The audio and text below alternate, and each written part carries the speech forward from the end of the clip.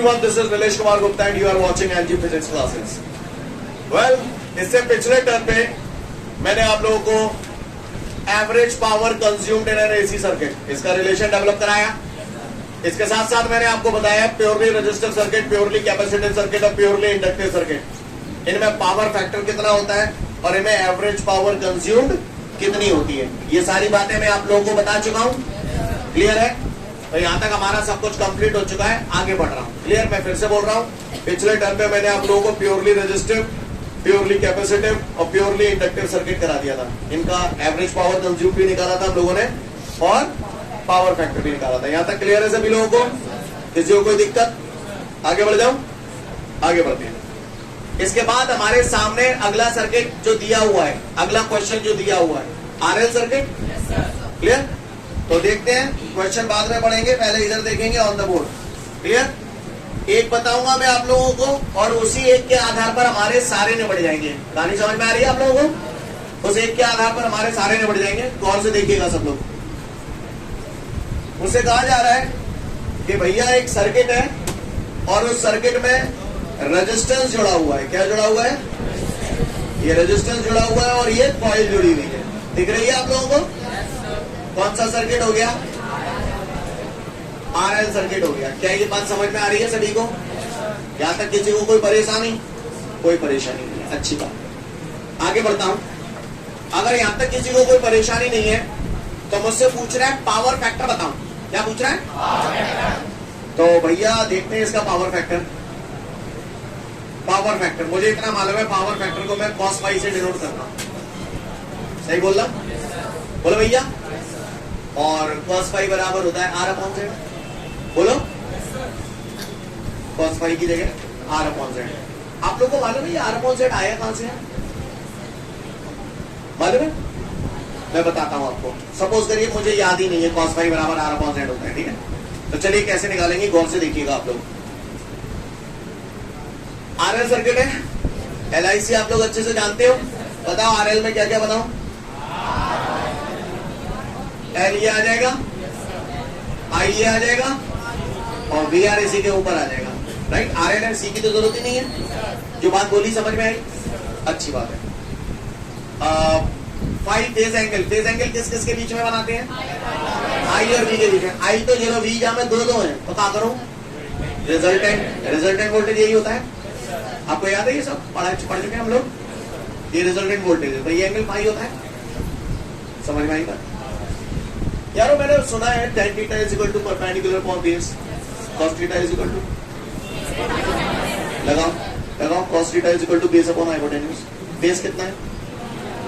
br. Hypotenuse कितना है? br upon b. Hypotenuse bl है. कोई पावर सो. यहां तक क्लियर है? समझ में आई बात? ये वोल्टेज किसका है? किसका वोल्टेज है? ये रेजिस्टेंस का वोल्टेज है. सिंगल कंपोनेंट का वोल्टेज है या मिलमा? सिंगल कंपोनेंट का वोल्टेज है. तो वी आर की जगह क्या लिख दूं? I R. वी बराबर आई आर होता है. वी की जगह क्या लिखूं? पूरा बोलो ना बे. I Z. आई आई गई आर अपॉन जेड. समझ में आई बात? आर अपॉन जेड आया कहां से है? और रट्टा लगाने की जरूरत नहीं है, हम निकाल भी सकते हैं आर अपॉन जेड. क्लियर है? बाकी का कैसे आया समझ में आ गया. फिलहाल मैं डायरेक्ट भी लिख सकता हूँ cos फाई बराबर आर अपॉन जेड, क्योंकि मैं करूंगा इसे बार बार. तो मिटा दूं मैं इसे अभी? चलो अच्छी बात है. तो cos फाई की जगह मैंने क्या लिख दिया? तो ये आर अपॉन जेड मैंने लिखा cos फाई की जगह. और यहीं पे मैं आगे चमका रहा हूं R upon Z. RL circuit है तो आरएल सर्किट का इम्पीडेंस क्या होता है? Under root RL square plus XL square. और आगे बढ़ाना है तो XL की जगह ओमेगा है, और आगे बढ़ाना है तो ओमेगा की जगह 2 पाई है. सही जा रहा हूं? सीन क्लियर है? कोई दिक्कत? ये कौन आ गया? Power factor. क्लियर? अब मुझसे कह रहा है एवरेज पावर कंज्यूम भी निकालू. तो भैया ज्यादा नहीं जानते लेकिन हमें इतना मालूम है average power consume VRMS IRMS cos phi. ऐसा अपन लोगों ने पढ़ रखा है बचपन में. बोलो भैया. तो एवरेज पावर का फॉर्मूला हम सभी को मालूम है VRMS IRMS cos फाई. तो गौर से देखिएगा. PAV is equal to VRMS as it is. I बराबर बचपन में पढ़ा था V अपॉन R. V बराबर आई आर, तो आई बराबर V upon R. I R M S है तो इसकी जगह ऐसे लिखूं V R M S upon क्या लिखूं है Z, क्यों लिखूं समझ में आती है बात। Z cos फाई की जगह R अपॉन Z, ये भी लिख सकते हो डायरेक्ट, तो R अपॉन Z लिख दूं, अच्छी बात है। तो एवरेज पावर कंज्यूम्ड हमारी जो आ जाएगी VRMS का square into R upon Z into Z, Z square. तो देखो Z स्क्वायर तो मैंने ये लिख दिया Z स्क्वायर, क्लियर। Z की जगह क्या लिखूं, impedance under root R square plus XL square. सुना है स्क्वायर से रूट कट जाता है, तो फाइनली हमारे पास क्या आ गया बेटा, P एवरेज बराबर VRMS का square into R upon R square plus XL square. और आगे बढ़ाना है तो एक्सएल की जगह ओमेगा एल है ना, और फिर ओमेगा की जगह कहानी समझ में आ गई सभी को। फटाफट आरएल सर्किट का एवरेज पावर कंज्यूम देख लो, पावर फैक्टर देख लो। अब इसके बाद वो हमको बोल रहा है कि अगर सर्किट में रेजिस्टेंस जुड़ा हुआ है और कंडेंसर जुड़ा हुआ है यानी कैपेसिटर। सीन क्लियर है भैया सभी को। ये मैंने क्या जोड़ दिया, कैपेसिटर। आरसी सर्किट हो गया। चलो पावर फैक्टर, पावर फैक्टर बराबर cos फाई बराबर आर अपॉन जेड। ये बात तो अपन बचपन से जानते हैं। अब यहाँ पे जेड की जगह क्या आ जाएगा, एक्सी स्क्वायर। ये कहानी पूरी समझ में आई कि नहीं आई पहले तो मुझे बताओ। सीन क्लियर है सभी को, कोई दिक्कत। अब मुझे एवरेज पावर निकालनी है। ओके, VRMS आई बराबर V अपॉन आर, तो VRMS upon Z cos phi की जगह नहीं है बस। P एवरेज बराबर V RMS into V RMS VRMS का स्क्वायर, आर बेसो की बेसो जेड इंटू जेड, तो ये पूरा होल स्क्वायर लिख दिया। जेड की जगह क्या लिखूंगा, R square plus XC square. Square से रूट कट जाएगा, नहीं यही बात समझ। और आगे बढ़ाना है तो एक्सी की जगह और ओमेगा की जगह। सीन क्लियर है, समझ में आई बात सभी को। देख लो फटाफट अगला सर्किट भी। आगे बढ़ते हैं। अब इसके बाद हमारा अगला सर्किट में क्या और लगा दूं, हाँ एल और लगा दूं। तो ये बढ़िया चक फर्स्ट क्लास मैंने एल और लगा दिया। सीन क्लियर है। अब ये आरसीएल सर्किट या एलसीआर सर्किट या सीआरएल सर्किट कुछ भी बोल दो, क्लियर। पावर फैक्टर और Z बराबर क्या होगा इसके लिए, R square plus XL minus XC का। समझ में ही नहीं आई होगी पक्का, ठीक है। एवरेज पावर कंज्यूम निकालते हैं, क्लियर है। एज इट इज आई बराबर V upon R, clear. cos phi बराबर राज नहीं आई, क्लियर। हाँ Z into Z, Z square होगा, बोलो भैया। तो मैंने Z स्क्वायर करता हूं, तो ये मैंने Z स्क्वायर कर दिया। Z की जगह क्या लिखूं आप बताओ, under root R square plus XL minus XC का। सुना है स्क्वायर से रूट कट जाते हैं, तो ये तो एज इट इज आ जाएगी। यहाँ बच जाएगा R square plus XL minus XC का। समझ में नहीं आई होगी, कर लोगे पैसो, देख लो। इसके बाद हमारे सामने अगला क्वेश्चन है वॉटलेस करंट। कौन सा करंट, वॉट पावर की यूनिट होती है वॉट। वॉटलेस इसका मतलब पावरलेस। पावरलेस बोले तो पावर कितनी हो गई, अगर किसी इलेक्ट्रिक सर्किट में एवरेज पावर कंज्यूम्ड 0 आ रही है, यानी पावर 0 आ रही है, पावर 0 यानी वॉट 0, और वॉट 0 हो गया इसका मतलब वॉटलेस। यानी ऐसे सर्किट जिनमें जब करंट तो फ्लो होता है, लेकिन करंट फ्लो होते समय उनके अंदर एवरेज पावर कंज्यूम्ड अगर 0 होता है, तो ऐसे सर्किट को हम लोग, ऐसे सर्किट में बहने वाले करंट को हम लोग बोलते हैं वॉटलेस करंट। क्या बोलते हैं, क्या बोलते हैं, वॉटलेस करंट। आप लोग को याद होगा कल जब मैं पढ़ा रहा था तो मैंने आपको प्योरली कैपेसिटिव सर्किट बताया था। प्योरली कैपेसिटिव सर्किट में हम लोगों ने देखा था फेज एंगल 90 था, तो एवरेज पावर कंज्यूम 0 आई। अगर नोटिस किया हो आपने प्योरली कैपेसिटिव सर्किट में। फिर आपने प्योरली इंडक्टिव सर्किट में भी देखा था एवरेज पावर कंज्यूम 0 आई थी। तो इन दोनों सर्किटों में ही बहने वाला करंट 0 है, सॉरी बहने वाला करंट तो बह रहा है लेकिन वहां पर एवरेज पावर कंज्यूम 0 है। इसलिए ऐसे सर्किट में बहने वाले करंट को हम लोग वॉटलेस करंट बोलते हैं। एक सर्किट और देख लेते हैं, वो अभी हमने नहीं देखा, एलसी सर्किट। एलसी सर्किट में भी एवरेज पावर कंज्यूम्ड 0 आती है। क्यों आती है, गौर से देखिए। LIC हम सभी लोगों को पता है, this is L, this is C and this is I।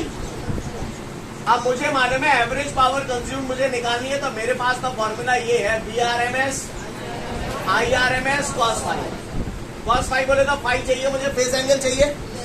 Phase angle current और वोल्टेज के बीच में देखा जाता है। तो करंट तो ये रहा, वोल्टेज यहाँ पर दो है, तो इन दोनों का रिजल्टेंट आप लोगों ने जब पढ़ा था तो ऐसे बनाया था आपने, VL माइनस VC। रिजल्टेंट ही तो था ये। तो वोल्टेज ये हो गया, करंट ये हो गया, तो फेज एंगल कितना हो गया? फेज एंगल यहाँ 90 रखोगे तो cos 90 0, 0 का इससे मल्टीप्लाई करोगे 0। यानी कहने का तात्पर्य ये है, प्योरली कैपेसिटिव सर्किट में भी एवरेज पावर 0 आती है, प्योरली इंडक्टिव सर्किट में भी एवरेज पावर 0 आती है। इन दोनों को मिला दूं तो LC सर्किट बन गया, और LC सर्किट में भी एवरेज पावर 0 आती है। यानी इन सर्किटों में एवरेज पावर कंज्यूम 0 होती है। इस वजह से ऐसे सर्किटों में बहने वाले करंट को हम लोग वॉटलेस करंट बोलते हैं। समझ में आ रही है बात, क्या बोलते हैं? सीन क्लियर है सभी को? अगर देखो भाई, सीधी सी बात है, समझना मेरी बात को। हमारे घरों में बिजली का बिल आता है। बिल इस बात का आता है, किस बात का आता है? जितनी एनर्जी हम लोग कंज्यूम करते हैं, जितनी एनर्जी कंज्यूम होती है उतना हमारा इलेक्ट्रिसिटी का बिल आता है। सही बोल रहा?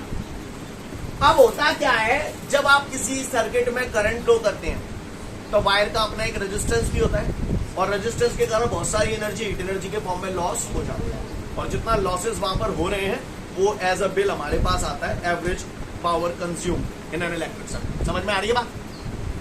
अब जाहिर सी बात है, हमारे पास बिल काय का आ रहा है? जो वायर के रेजिस्टेंस की वजह से एनर्जी हीट एनर्जी में कन्वर्ट हो रही है, उसका बिल हमारे पास आ रहा है। मैं क्या चाहूंगा, बिल कैसा है?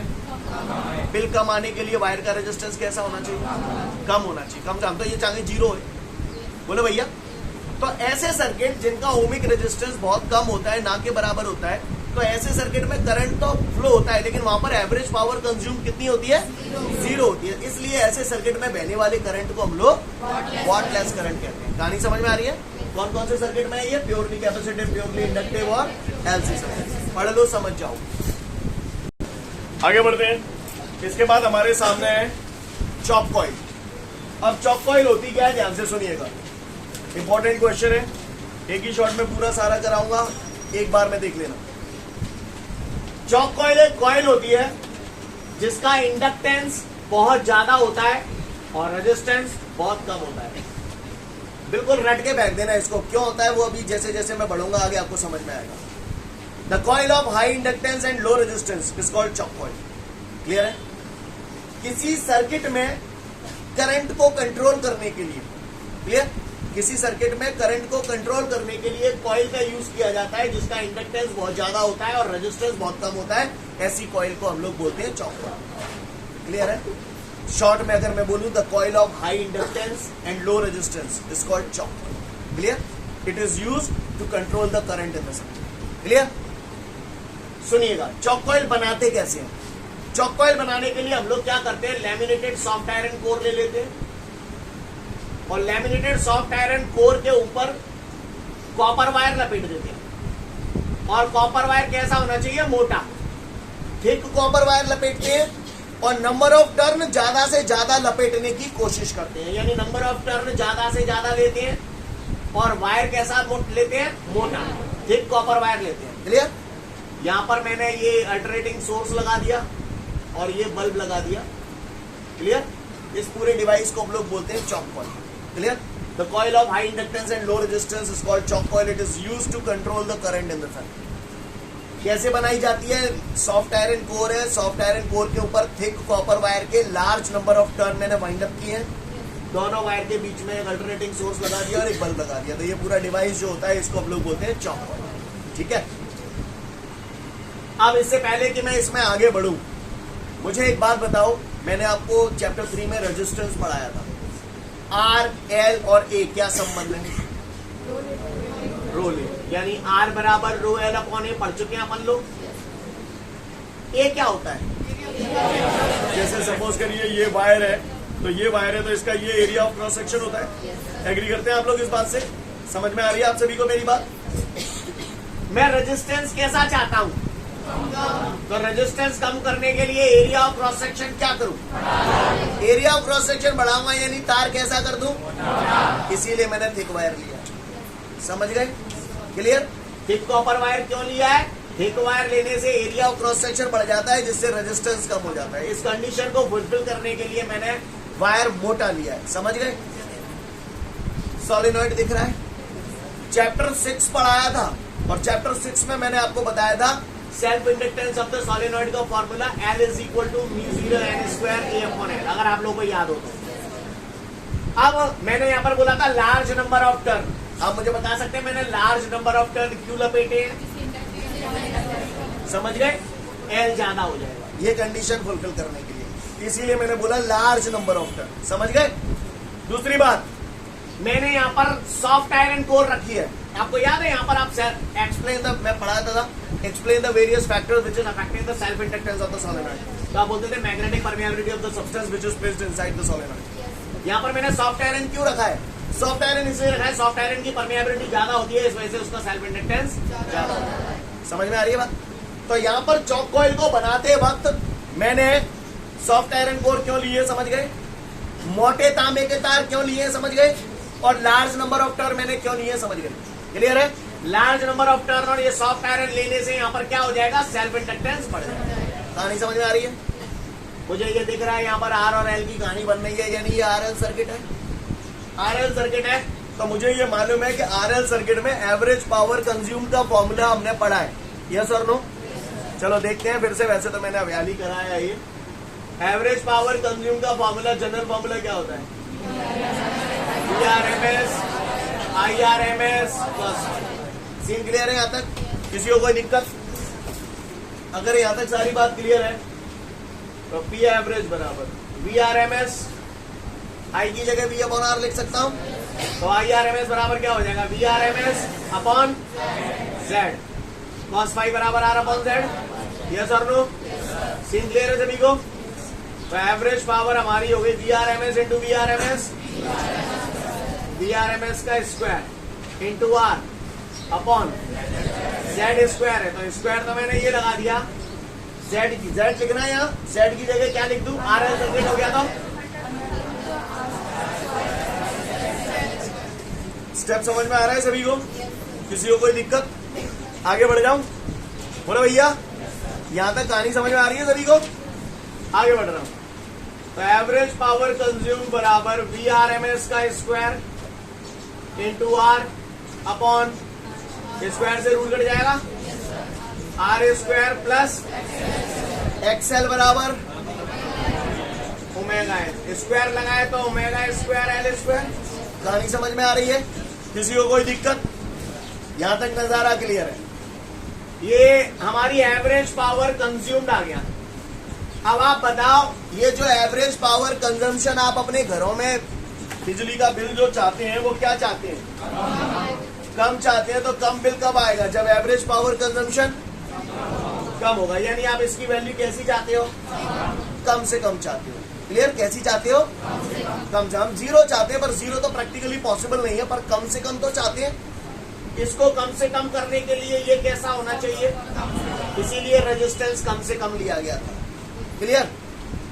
इसको कम से कम करने के लिए इसको क्या होना चाहिए? ये इसीलिए इसे ज्यादा लिया गया। समझ गए? क्लियर है? अगर ये कम से कम हो जाएगा और ये ज्यादा से ज्यादा हो जाएगा तो ये जो वैल्यू आएगी वो अप्रोक्सीमेटली इक्वल टू जीरो नहीं आएगी, लेकिन अप्रोक्सीमेटली जीरो, क्योंकि ये चीज ऑलरेडी कम से कम, ऊपर वाला नंबर छोटे से छोटा और नीचे वाला नंबर बहुत बड़ा। तो ऐसी सिचुएशन में क्या होगा? Approximately zero.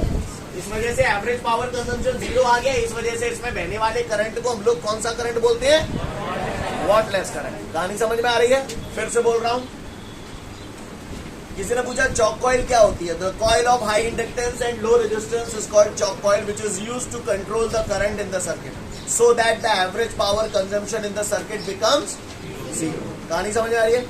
कंस्ट्रक्शन कैसे करते हैं? लैमिनेटेड सॉफ्ट आयरन कोर है, उसके ऊपर थिक कॉपर वायर के large number of turn wind up किए, दोनों वायर के बीच में अल्टरनेटिंग सोर्स लगा दिया और ये बल्ब लगा दिया। तो ये हमारा कंस्ट्रक्शन हो गया। क्लियर? इसका जो प्रिंसिपल है मेन, कहानी समझ में आई है पूरी? ओके। अब यहाँ पर एक मुद्दा है, हो सकता है कुछ लोग के दिमाग में ये क्वेश्चन उठ रहा हो। मैंने बोला कि the coil of high inductance and low resistance, है ना? अब यहाँ पर आर से प्रॉब्लम होगी कुछ लोगों को। मैंने बोला आर कम होना चाहिए, कम से कम हो जाएगा, लेकिन जब तो आर दिख रहा है तो इस आर से कॉन्ट्रेडिक्टरी विरोधाभास पैदा हो रहा है। समझ में आ रही है मेरी बात? ऐसा हो रहा है आप लोगों को कि हो नहीं रहा है? हो रहा है ना? जिनको आर से प्रॉब्लम है वो भी मेरी बात सुन ले, जिनको आर से प्रॉब्लम है। आप मुझे एक बात बताइए, आप जितना पढ़ लिख गए, मैं आप लोगों को एक सैलरी ऑफर करना चाहता हूं और आपको काम पे रखना चाहता हूं। दो सिचुएशन दे रहा हूं, आपको जो ऑप्शन पसंद है वो सैलरी ले लेना। मेरा पहला ऑप्शन, मैं आपको 3 लाख रुपए महीना देता हूं और हर साल 1 साल काम करने के बाद आपकी सैलरी में जो इंक्रीमेंट लगेगा वो 2 लाख रुपए का लगेगा। क्लियर? पहली साल आपकी सैलरी कितनी है? और हर साल आपकी सैलरी में 2 लाख रुपए जोड़ता जाऊंगा। Got it? पहला ऑप्शन ये। दूसरा ऑप्शन आपको ये दे रहा हूं कि आज आपकी सैलरी 2 लाख रुपए महीना है और हर साल के बाद आपकी सैलरी में 2 लाख रुपए का मल्टीप्लाई करता जाऊंगा। तो आप कौन सा वाला ऑप्शन पसंद करेंगे? फर्स्ट वाला ले लो ना, 3 लाख रुपया मिल रहे हैं वहां में, पर वो मालूम है आगे जाके बढ़ जाएंगे, है ना? मल्टीप्लाई में ग्रोथ ज्यादा तेजी से होगी। आज कम मिल रही है तो कहाँ है? सही बोल रहा हूं ना? कल बढ़ जाएंगे ना? है नहीं? यही बात समझ में? अगर बात समझ में आ गई तो जहाँ में 2 आर है, एक तो जेबार और मल्टीप्लाई में और एक जेबार प्लस में, कौन सा ज्यादा इफेक्टिव होगा? तो इसलिए हमने इसके हिसाब से काम किया है। कहानी समझ में आई? सीन क्लियर है? ताहुए को परेशानी? पूरा चॉक कॉइल पढ़ लो, हो गया आपका। ठीक है, तो आज के लिए पर्याप्त है। Thank you everyone, have a great day.